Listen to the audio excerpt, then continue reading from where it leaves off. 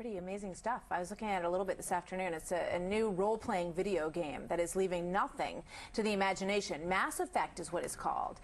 It's made for Microsoft's Xbox system, and it features in some parts of this, you'll see full digital nudity.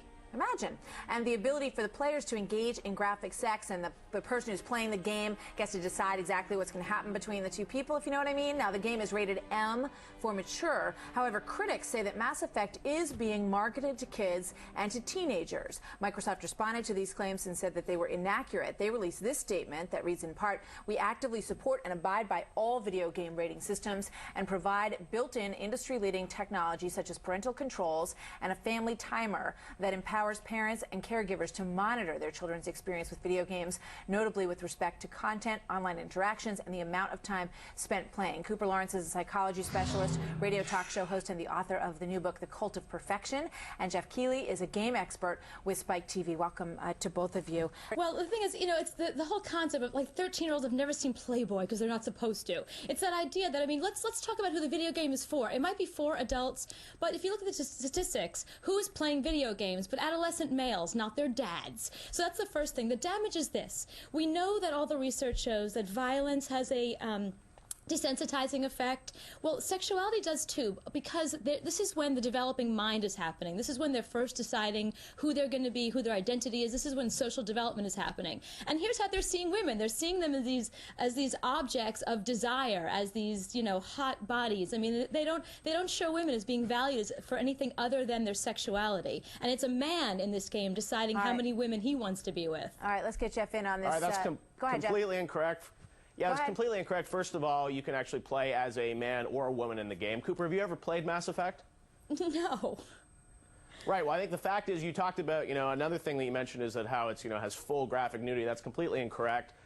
There's no full nudity in this game. There's the side of an alien boob which can be seen. It's a small sexual situation in this game, which is about 2 minutes out of a 30-plus hour experience. Jeff, to the story of his character, something. Commander Shepard. Jeff, let me ask you a question. I have not played this game. I went on the website today. I clicked on a lot of different trailers. I tried to learn as much about it as I could before we did this. You know, it's interesting. When you click on it, it asks you your age. It says you must go through a scanning process. So I thought, oh, this is going to take forever. Okay, so I put in my age, and then, boom, you're in, no problem. So that is a pretty easy screen to get past. There's nothing graphic that I saw on the front, you know, the pages that I looked at on the internet.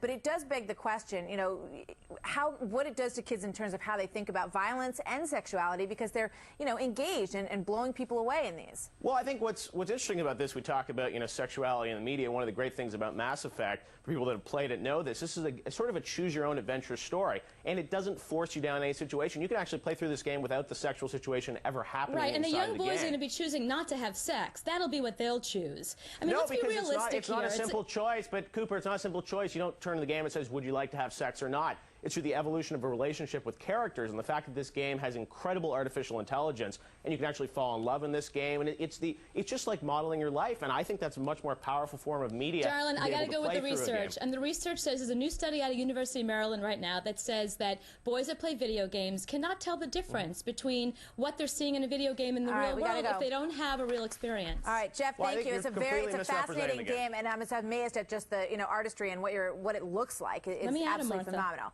It's a fantastic game, and sex is a small little part of it. All right, thank you very much.